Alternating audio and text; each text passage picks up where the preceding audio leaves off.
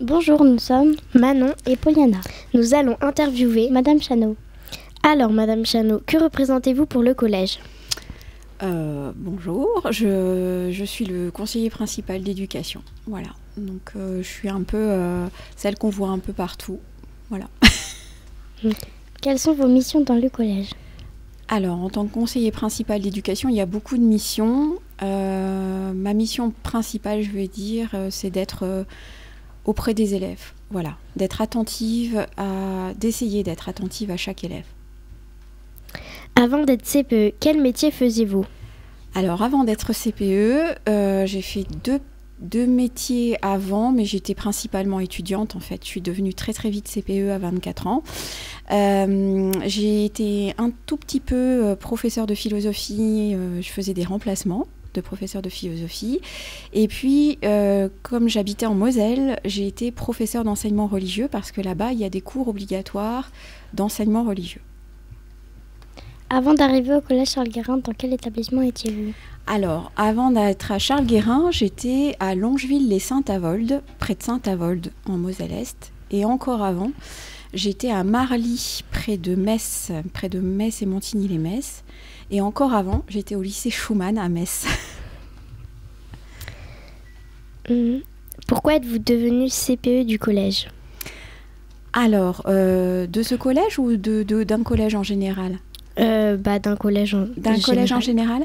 Et ben parce que en fait, quand j'enseignais la philosophie et l'enseignement religieux, ce qui ne me plaisait pas, c'était de ne pas pouvoir être davantage attentive à chaque élève.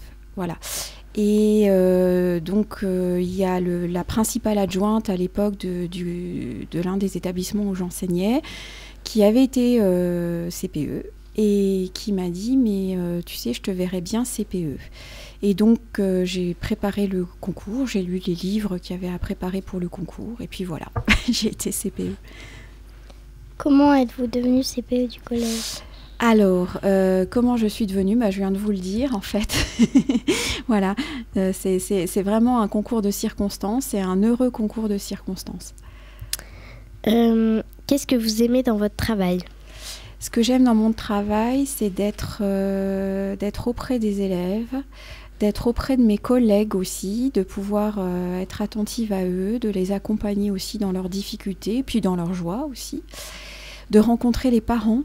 Voilà, je suis toujours émerveillée de la richesse que c'est de discuter, d'échanger, d'écouter les élèves, les parents. Et puis, de voir en 4 ans, souvent 4 ans, des fois 5 ans, en tous les cas, comment les élèves ont grandi. Voilà. Dernièrement, il y a eu la cérémonie de la remise des diplômes du DNB, du CFG, et puis un petit peu avant, le mercredi, du diplôme du français langue étrangère. Et c'est extraordinaire parce que moi, je revois les élèves lorsqu'ils sont arrivés au collège et de voir tout ce qu'ils ont fait, tout ce qu'ils ont réussi, je suis très très fière. Voilà. Quelle formation aviez-vous pour arriver jusqu'au CPE ? Alors, pour moi, personnellement, j'ai une maîtrise de philosophie, une licence de théologie. Et puis, j'ai passé le concours CPE, voilà, qui demande de travailler la philosophie, l'histoire de du système éducatif, la pédagogie, la psychologie, des petites choses comme ça. Et maintenant, pour être CPE, d'une manière générale, il faut un bac plus 5, comme les enseignants en fait, et puis passer le concours. Sans être indiscrète, quel âge avez-vous ? Je vais avoir 48 ans.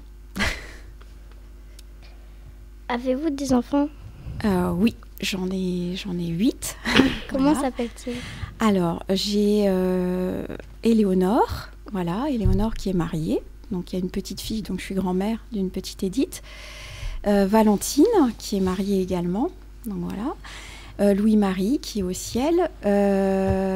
Camille, Venance, notre seul fils, ici.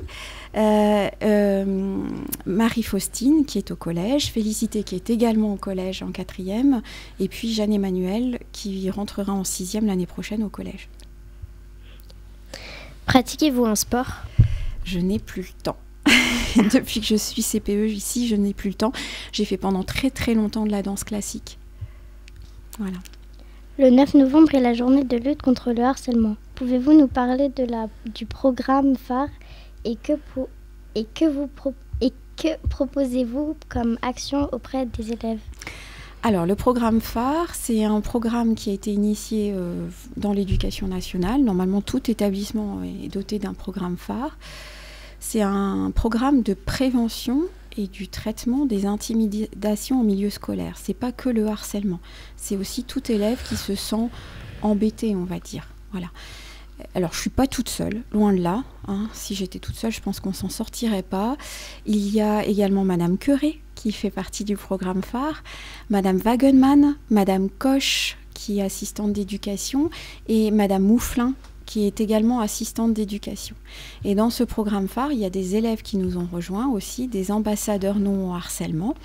Voilà, ils sont 10 et voilà. Donc tous ensemble, on travaille pour accompagner les élèves d'une manière générale qui ne se sentent pas bien.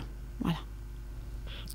Alors le 9 novembre, ce que l'on va essayer de faire, c'est encore en laboratoire.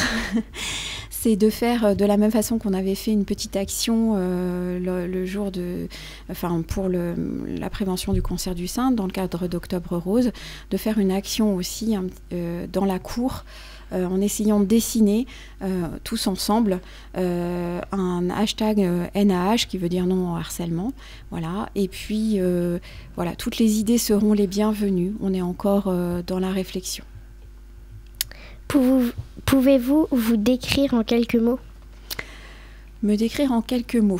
Je suis petite je sais pas. Franchement, c'est pas moi qui suis la mieux placée pour me décrire. Ce serait plus mes collègues, ma famille. Moi, voilà, j'ai pas forcément une image très simple et très claire de moi. Merci Madame Chanot de nous avoir accordé du temps. Bonne journée. Merci à vous. Au revoir.